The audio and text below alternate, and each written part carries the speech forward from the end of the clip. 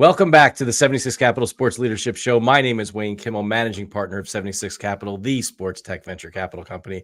And on this show, I interview top sports entrepreneurs, athletes, and executives who are shaping and many times changing the overall sports business industry. You can subscribe to our show on YouTube, Apple Podcasts, Spotify, and on our 76 Capital website. Today, my guest is a really good one. I'm really excited to welcome back to our show Jared Kleinstein, the founder and CEO of Gondola. He's also the founder of Fresh Tape Media and was at Twitter, running Vine, first on the sports side of things. And Jared's just an awesome guy. Really excited. He's got his dog, his friend's dog with him. We're going to have a great show. Jared, welcome back to the 76 Capital Sports Leadership Show. I'm happy to be back surrounded by puppies. If this isn't the happiest 30 minutes of my life, then we've done something wrong. But I have a great feeling about it because last time I was on was a blast and can only get better. Well, I certainly hope so. And my gosh, one of the reasons we really wanted to have you back was, Jack Haley from our team at 76 Capital was out at your Gondola conference, the Gondola Sports Summit that was in Denver. He said it was incredible. I want to hear it directly from you. I want to hear about all the things that happened there, all the different guests that you had, all the different items and topics that you guys discussed. And I know that could be more than 30 minutes, but I'm excited to hear, some of the highlights from the conference, because what you're doing at Gondola, and I want you to share that with everyone as well, is really, really special for content creators all over the world. For sure. So the ethos of the product has always been, we want to give credit to the people behind the content, right? Especially in our industry where a sports team may publish more posts on social in a given night where they have a game than a major brand will in a month or a year. There's these amazing creators in our industry, in our community, that are working their tushies off, pardon my French, and are rarely given credit for it. Gondola as a software product has given them an opportunity to take credit for their work. But this community, what is really underestimated about it is how tight it is. People are really close. So many people that have been in this industry for a long time are welcoming new people in every day, and they've shared experiences. They really go through the same things, but they don't really have that many opportunities to gather, right? Like a lot of their work is, late nights and crazy weekends, but not really a conference-heavy industry, especially for the people behind the work. Twitter back in the day used to throw a Twitter Sports Summit. That was a blast. I used to go, I think the first one I went to was 2015 when we threw it in New York when I was working at Twitter. And then last spoke at the 2022 Twitter Sports Summit in San Francisco. And it was a great event because all the social managers from the sports teams would come to this event and be together in a way that was more like a family reunion than it was a conference. When I realized last year on the anniversary of the last Twitter Sports Summit that it was never going to happen again unless some crazy thing changed in terms of Elon's marketing plans for the product, I just tweeted on a whim that there's a void. There's a hole in the market that people are missing out by not getting to go to this event. And it got more likes than I normally get. So I was like, oh, shoot, I probably should do this. So instead of trying to just run our company and also run Fresh Tape, I decided to start throwing an event together with some amazing stakeholders from our team. I was really wondering how that all happened, how it all came together. Because wait, you're the Pied Piper, you're the leader of this whole thing, right? I mean, you're the leader of the social media creator sports movement out there. So you post this, you post this thing online, and everyone likes it, and you just like, yeah, all right, so you'll have to just come to my place in Denver and let's go do it. Yeah, and I have years and years of event planning experience, and by years I mean I've never done it. Luckily, I'm surrounded by people in our community that know what they're doing. So David Herman, who had worked on the Twitter side planning the last sports summits, Nick Cicero, who he founded Del Mondo, which was acquired by Conviva, and he has done a lot of work with Social Fresh and other events in the space, knows what he's doing, knows how to program.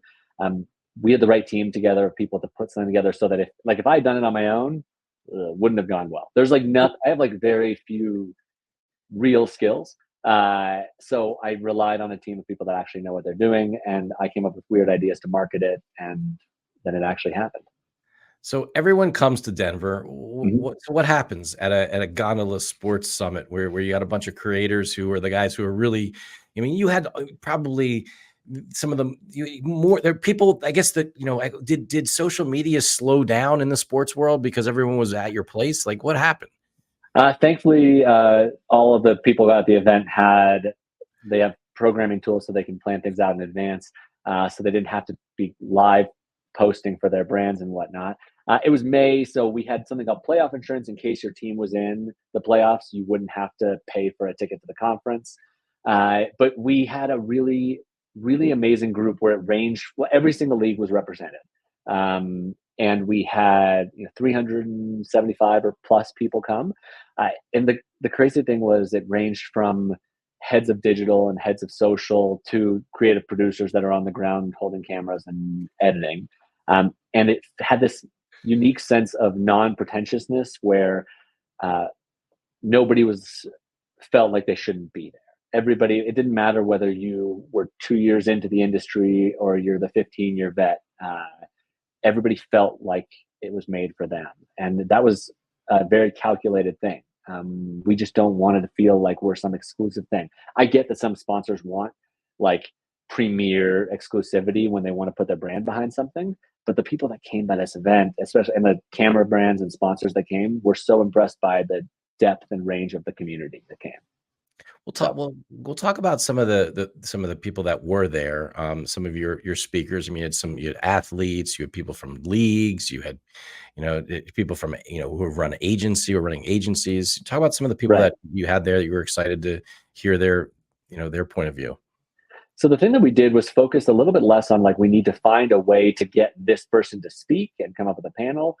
And we also didn't want to have generic panels that you could have seen at any South by Southwest over the last 10 years. So we didn't have a AI, how will it affect our industry kind of panel. Like we had much more targeted panels. Like we had a panel called Me versus We, where people could talk about how they balance branding their own selves while also balancing the branding for their companies. And we had Oh, wait, Jess. before you leave that one, that's really interesting, right? Because so many founders, so many athletes, right? I mean, it's like, okay, they realize they're trying to figure that out. Me versus we, me versus my brand, the brand I'm building or the product that I'm trying to build. What was some of the takeaways of that? That's really interesting. That was one of my favorites, and the reason I loved it is because it's a real daily struggle people in our industry have. It's not just sports; it's cross industry. Where if I work in creative and I'm trying to promote something I worked on for a brand or a team, I have a few options. I can either say, "So humbled to work on this extraordinary project with Wayne Kimmel from 76 Capital. Thank you for the amazing opportunity." Nobody likes that. Like nobody wants to retweet my humble brag, right? On the other side, I can go and say, check out this fire I put out today. And that pisses off Wayne from 76 because he's like, yo, I paid you for this and you're saying it's like the fire you created, right? So finding the middle ground of how do you both, but the irony, by the way, is that the second one, the like check out this fire I made, way overperforms on social compared to the first.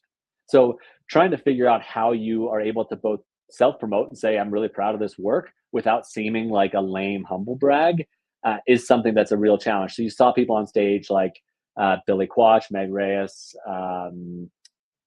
Akshay Ram from Adobe, and Jesse Wu from who was at USC and started Dime Studio. And these guys are like really good at self promotion while respecting and supporting their clients. And I think that was one of the biggest takeaways was like when their clients and their company feel like they are put first, then being able to self promote still complements that. And actually having a bigger following allows you to self promote while promoting the brand in a way that gives them a little bit more exposure. So it's pretty cool. That's really cool. But in general, the other panels, a lot of them were based on what we've heard people have questions about, but they don't necessarily know who they should be listening to on it. So like a panel with about how to work with top athletes or how to foster relationships with athletes. The intention was just to have people that work with athletes, and then Pat Sertan gave us the opportunity to come onto this to the panel. So it changed from like we were just going to talk about people like you to you being here, and that shift in perspective was awesome. We didn't know until maybe 2 or 3 weeks before that he was going to be able to come. So those kind of opportunities came up, and it just made the whole thing awesome. So what were some of the nuggets or some of the wisdom maybe from someone, like Pat, and how, I mean, gosh, you're so lucky you had your Broncos guy. I mean, like, there you go. Right. Like how does that, what were some of the things some of the takeaways from that he shared? I think that it was a combination of him and then Darius Sanders, who works with Dion a bunch, gave some interesting tidbits sort of about how they want to be treated, how they think athletes should be treated in general, but also like not to put so much pressure on having the nicest cameras, not to put so much pressure on having the biggest crews or the biggest gear, the fanciest gear, but to focus more on like what really matters for the athletes, what they feel comfortable sharing with their stories. One of the tidbits was about being able to have a YouTube channel run with iPhone footage, and how that can still generate tons of engagement, especially nowadays when not everybody just wants polished. They want raw, they want authentic. So some of that came through a lot. Interesting. I mean, I thought one of the other things was interesting. One of the panels I saw was, "Can't we all get along?" How, Yeah. what was that like?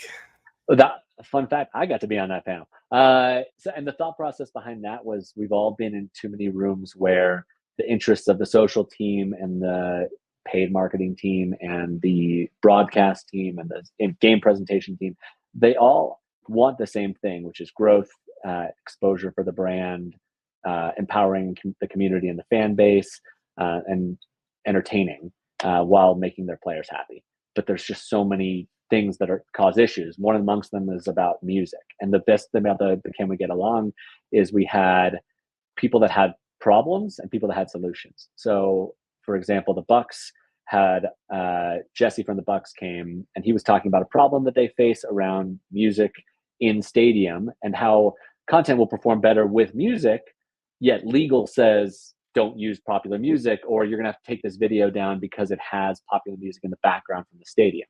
So then Lorraine Ma from White Balance was there, and she gave some perspective on how their software solves that problem, right? So it wasn't just like, we struggle with our legal rejecting our best concepts and then leaving it at that. It was, we struggle with this, here's a solution we found through software. Or, me talking through how you could utilize community-based sound and other things sort of in tandem with Matt from APM. It was just like very, here's a problem, let's come up with solutions as the panel.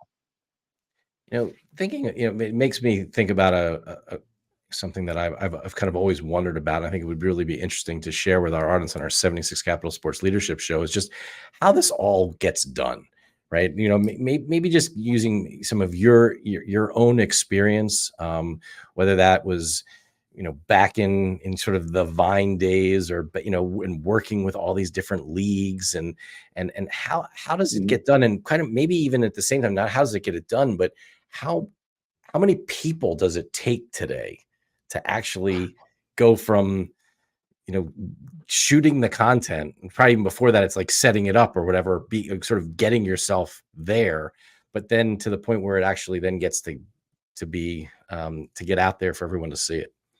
Right. There's been the joke for years of like, get the social media intern did this, right? And it's so clearly not the intern. It hasn't been for a decade plus, right? The difference is how many stakeholders can be involved. And the biggest shift hasn't just been from like how many different human beings are involved with creating content, but also the kind of people who could actually analyze whether it's performing and what kind of things we can do and how that relates to what the team should produce. The sort of chart that I describe to people is the quality chart over time, which is that every year or two, there's a shift in our market where people go from wanting polished, high quality, high resolution storytelling, like the Drive to Survive movement, where everybody wanted to have a Netflix style show, to raw and authentic content, where something made on an iPhone would outperform a piece of broadcast footage, right? So this shift where every couple of years we sort of go up and down. What is considered high quality changes and what is considered raw and authentic changes, but we're always evolving from that.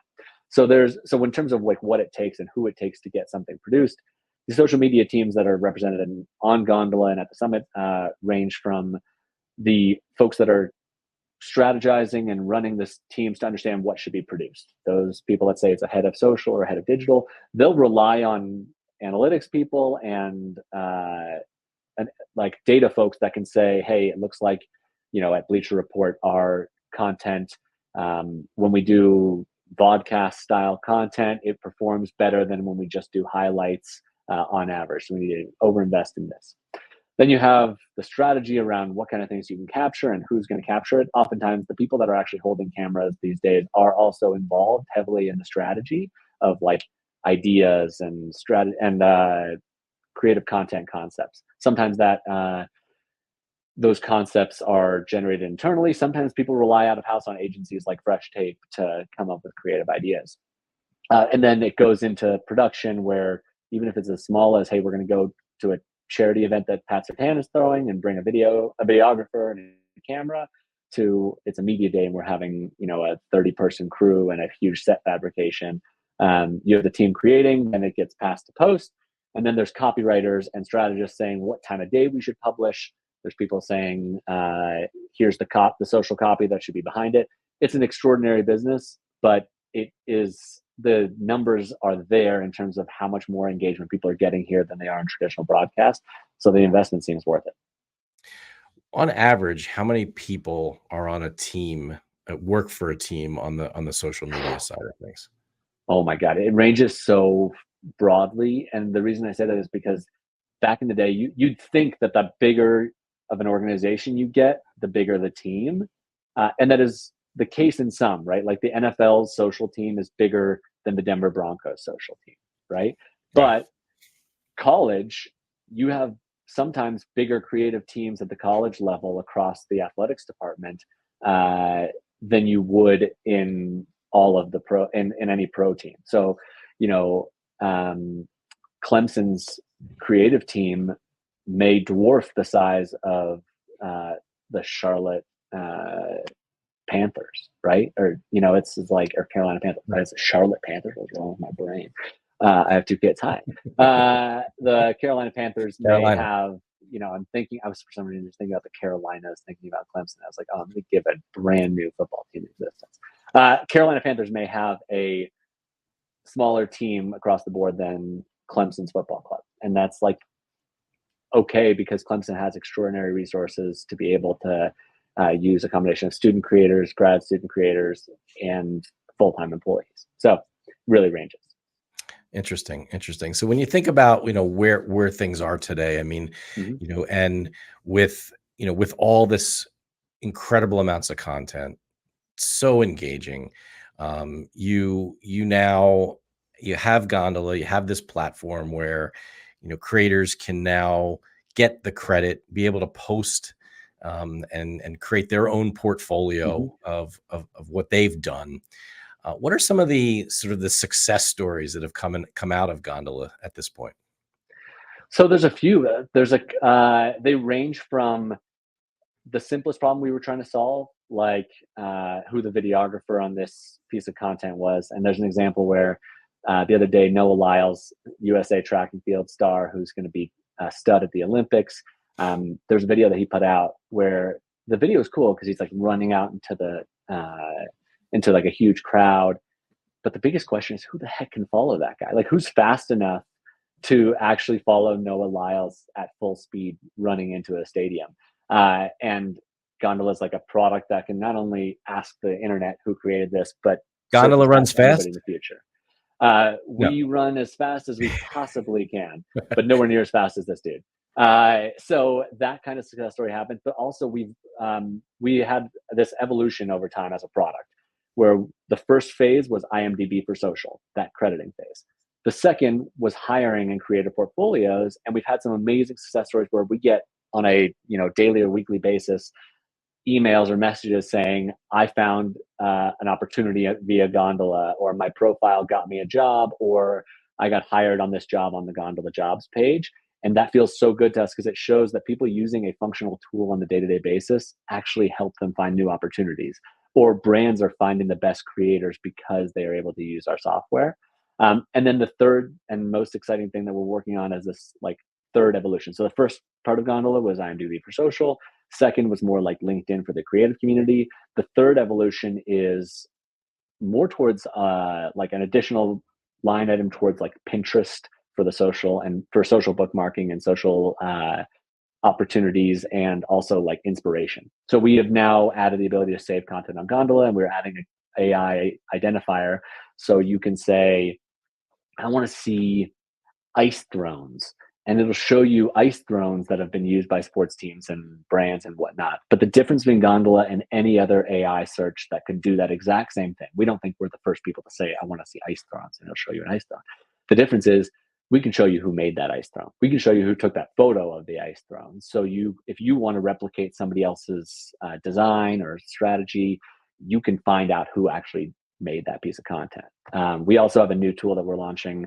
I guess we just launched it at the summit, an AI identifier where you could put any photo. I could put a photo up of Wayne Kimmel, and it'll show me if that photo was used on social, which is crazy for people, especially if you make a piece of content that goes viral and gets distributed all over. So we're really excited about sort of this third evolution of like content identification and inspiration.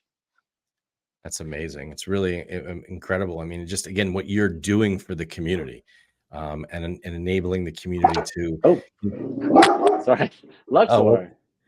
Sorry, well, I think that our cute little golden here heard you complimenting my impact on the community, and he said, "Sorry, I don't know if he's to be given credit for that. I think that it's macro trends in general, not Jared." Well, you're doing good things, and I want to get to macro trends and macro, trends and issues and opportunities and all the things that are happening on a macro level. So, thanks, Luxor, for making this transition for us. Humble me. Thank you for humbling me, little boy. Well, let's talk about like what's happening right now, and what you see is happening in the across whether it's the companies themselves, the creators, the brands. I mean, like what are you seeing, and what are some of the big trends? Sure. So I'm seeing one thing that's like really pairs perfectly with what we're building, is this unified across the industry interest in content attribution, authenticity, and identifying the provenance and originality of content. So a few big stakeholders that have made statements about this. You have Adobe's Content Authenticity Initiative, and that is a cross-company, a bunch of different companies like TikTok and others have signed on to this, where they want to add content credentials so people can see what's behind content, but also just sort of a set standards so that people understand when AI is being used and when something is being created by a human being. So that's one like example of that. You also have Adam Mosseri from Instagram stating that they are going to be punishing meme farms and companies that don't use original content. They want to reward original content creators, which a lot of people are very happy about. There's a few big companies that have, gone down the path of farming content rather than creating their own. And it's really interesting to see how this is affecting what's being published. So there's a creator, Tyson Hutchins, works at BYU, and he's an extraordinary creative. And he noticed that on ESPN's Instagram, they put a watermark with the ESPN logo dead center on a post. If you're a creative, the last thing you want to do is put a watermark right in the center of something, right? And so the question is like, why would ESPN do that? Like, why would they, sort of sabotage their own content and make it look worse? And the reason is they are among the tons of brands that are trying to clarify, this is our content. We don't want to be punished for this. Like, we don't want this to be considered non-original content. This is an ESPN asset, so that if other people rip this content, ESPN will be like obviously recognized brand wise in it. And watermarking has always been a thing, but putting it like dead center, that's a testament to all the changes happening in the market. So you're saying a watermark like literally in the middle, like is it the red logo, or is it like It's behind it? a slightly transparent white E logo that's obviously ESPN. And I'll send you the link after so you can like throw it up as a fun little thing to show people. But it's a great example. It's not like, it doesn't ruin the piece of content, right? You still see what's happening, but it's blatant in a way that you think must be strategic. Nobody would put a watermark in the middle of a piece of content by accident. And that is a testament to how people want to protect their original content, and they want to make sure that they aren't punished if the platforms um, are going to really highlight original content. Well, the first thing you mentioned was with content and AI. I mean, I Hmm. think like again, everyone's talking about it. It's and people don't even know what they're talking about, but they're talking about it. They're just using the two letters, and they want to sound like they know what they're talking about. But Yeah, um, you know, but it is something that is it's an issue, right? I mean, it's something that we have to really think about, especially from a social perspective. I mean, because right. how's it being handled? Well, I think that there's a really cool. There's a couple ways to look at it. You can look at it from the cool side of like this is another extraordinary tool, right? Like if you showed somebody Photoshop from 5 years ago to somebody 15 years ago, they would think it's magic and AI, right? There's a world in which we can look at the AI tools like Firefly and other and Midjourney and all the other photo creation tools and modification tools and say like these are ways we're all going to make engaging content faster and more efficiently, and it's great. Um, the issue everybody thinks it's going to take away jobs versus it could create jobs or change the job. So somebody who can prompt engineer could have more value for a brand than somebody who has traditional design experience. Like if you know how to tell an AI how to create a design, you may be more valuable than somebody who knows how to draw, right? That same thing.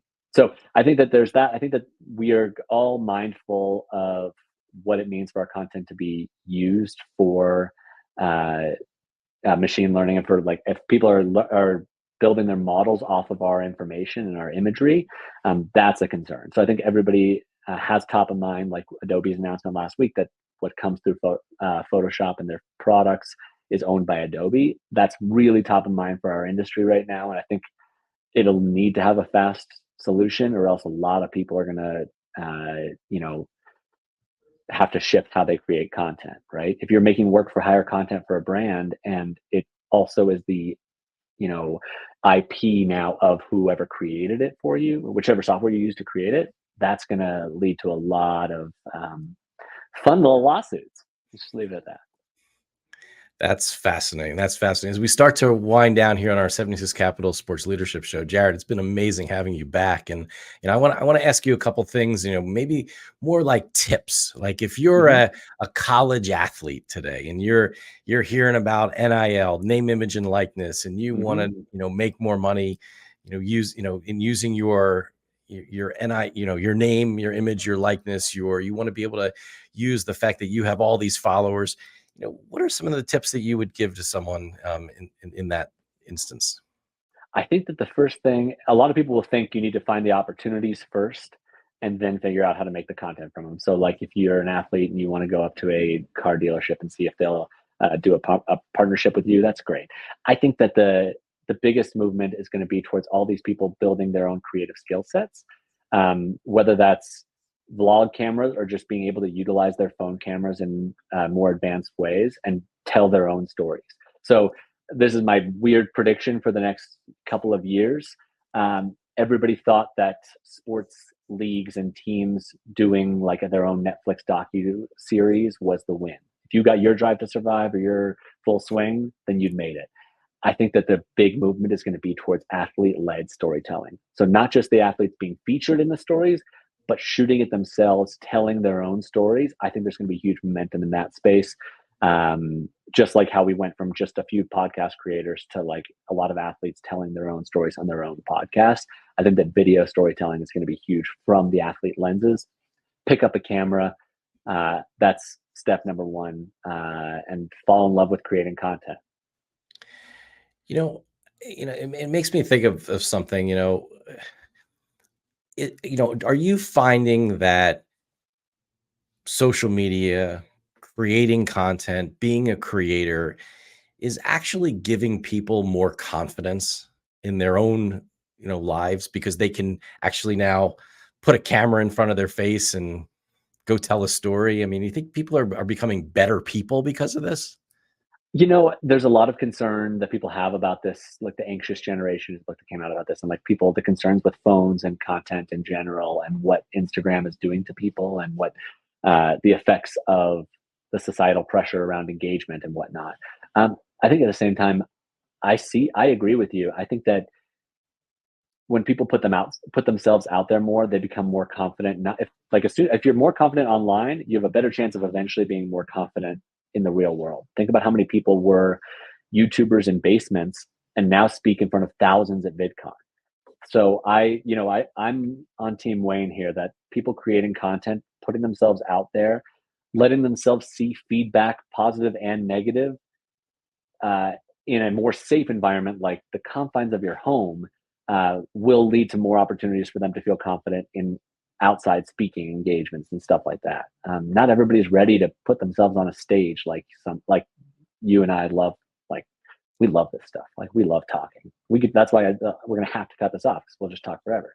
I think Well, I do that have to ask you one more thing. yeah, hit me. One more thing. So, if how do you get more followers? People must ask that question to you all the time. Like, how do you do it? Like, come on, Jared. You're a fresh tape guy. You were at Vine. You're at Twitter. You've done all these incredible things. Now you're the Gondola man. You're in charge of social media.